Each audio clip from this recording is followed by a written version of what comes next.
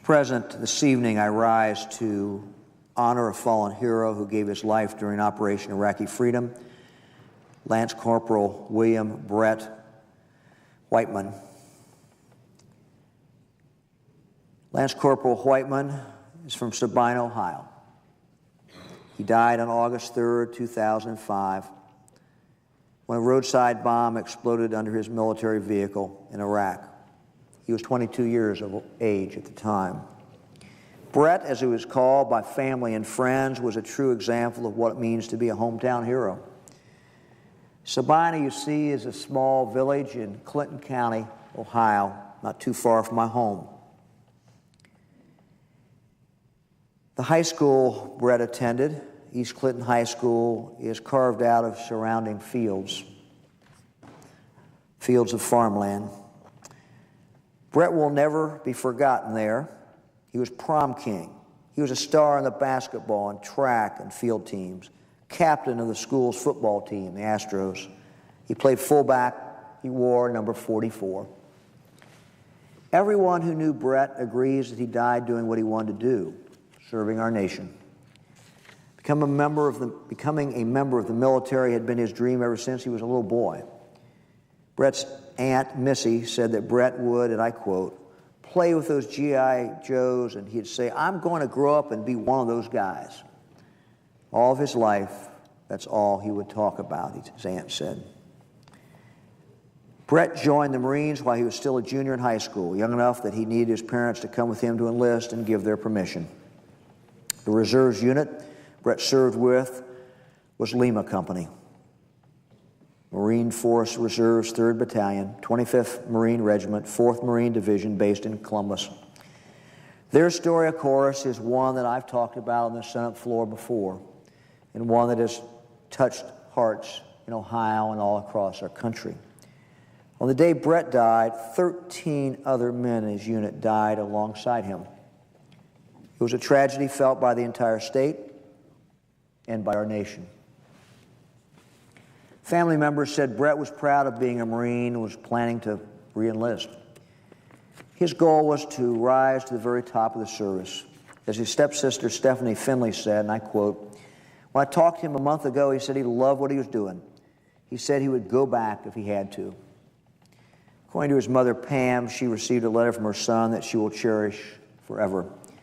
In it, he described finding a child while searching Iraqi houses for material to make improvised explosive devices. The child was chained to the wall, and it was Brett and his fellow Marines who rescued him. It was a day of the utmost importance for Brett, and this is how he described it. One of the kids was chained up to a wall by his ankle with a deadlock. He looked like he had been there for months. If anyone tells you we shouldn't be over here, they should have seen how happy this kid was when I cut him loose. After signing his letter, Brett wrote, P.S., hang in there. This was typical of Brett, according to his family. Even while serving his country overseas, he was more concerned about others than himself.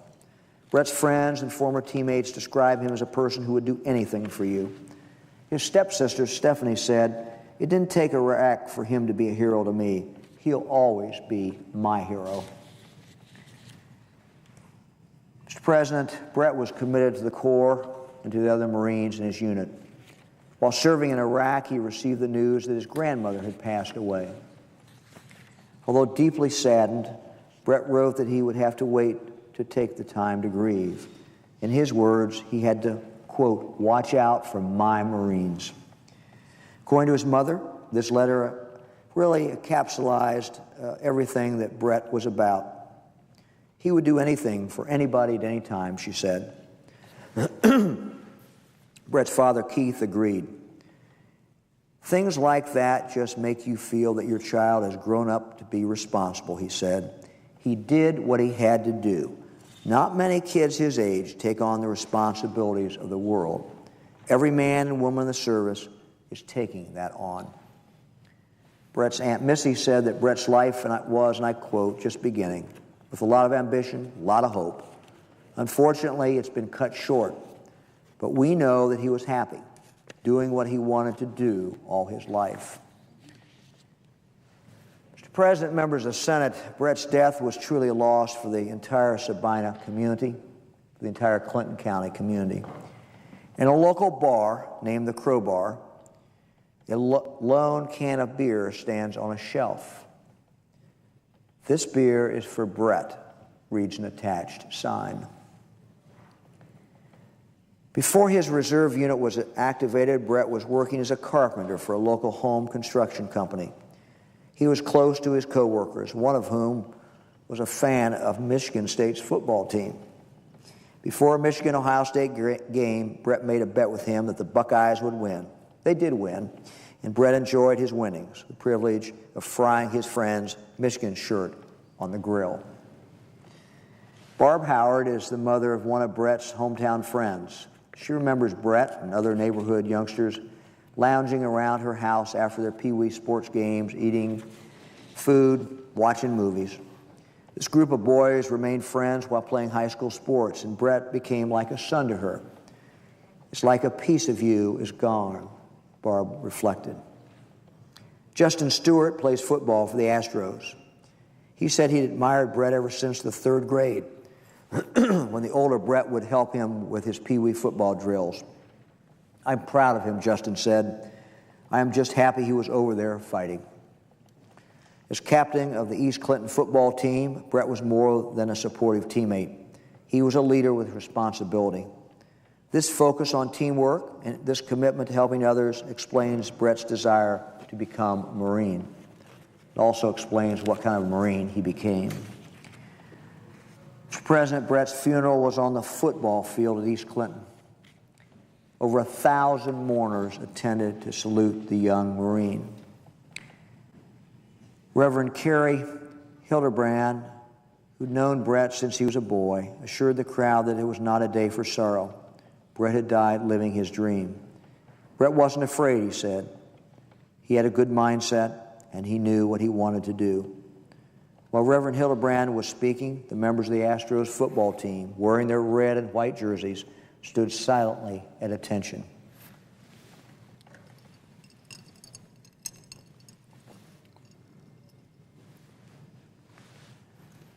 Skylar Strieber was one of Brett's football teammates. In his words, the world is going to be a lesser place with him gone. Standing on the East Clinton football field, Skylar said, and I quote, "Sometimes you want to laugh because some of the things we did out here together. And sometimes you want to cry because of the more emotional times. And to think I'm here right now and he's not, that's something that's hard to face. We all miss him very, very much." Dwayne Richard is a young artist who did not personally know Brett. But he was so moved by the young Marine's sacrifice that he painted a 30-foot wide mural of Brett on the side of Dwayne's parents' barn. He lined the image with 13 American flags, one for each of the Lima Marines killed during the roadside bombing. The barn is along Snow Hill Road in Sabina, and people stop every day to gaze at the mural and to take pictures and to honor the young men who died. The artwork reflects Brett's honor and courage, as well as the great respect that his fellow Americans have for his sacrifice. In Dwayne's words, Brett was, and I quote, "a true American hero." Mr. President, Brett put his life on the line to preserve the freedoms that we Americans hold dear. He cherished hometown values. He cherished the importance of helping those around him. His family and friends will never forget him. Brett will never be in the past, as his mother Pam so beautifully said. Brett will never be in the past. Indeed, Mr. President, Brett will never be forgotten. My wife Fran and I continue to keep Brett and his family in our thoughts and in our prayers. I thank the chair. I yield the floor.